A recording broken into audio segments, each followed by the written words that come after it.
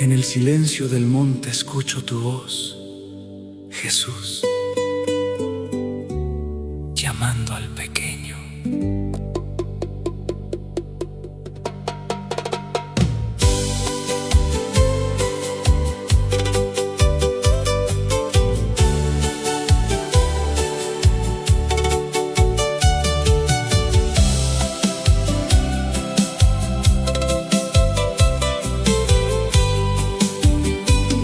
Los discípulos preguntan, buscan grandeza, pero tú pones al niño en medio del cielo.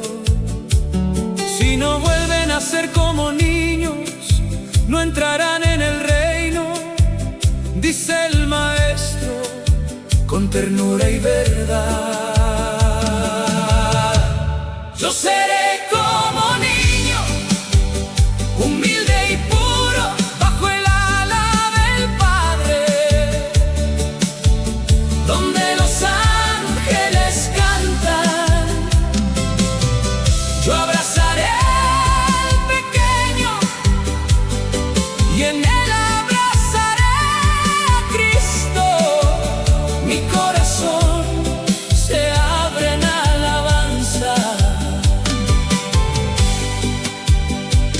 100 ovejas en la llanura, una se pierde, y el buen pastor deja las 99, sube al monte y la busca. Yo seré como niño, humilde y puro, bajo el ala del Padre, donde los ángeles cantan.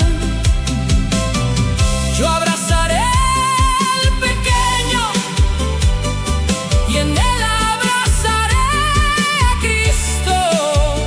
Mi corazón se abre en alabanza. Los ángeles vigilan el rostro del Padre. Cada niño es tesoro, cada lágrima es oración. No desprecies al pequeño, porque en él está el reino, y su gozo es mi gozo.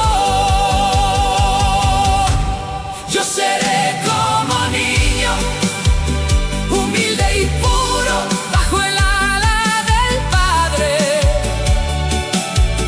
donde los ángeles cantan. Yo abrazo al pequeño y en él abrazo a Cristo. Mi vida vibra en alabanza. Que mi canto suba como perfume al cielo, que cada niño sea luz, que el reino se haga presente.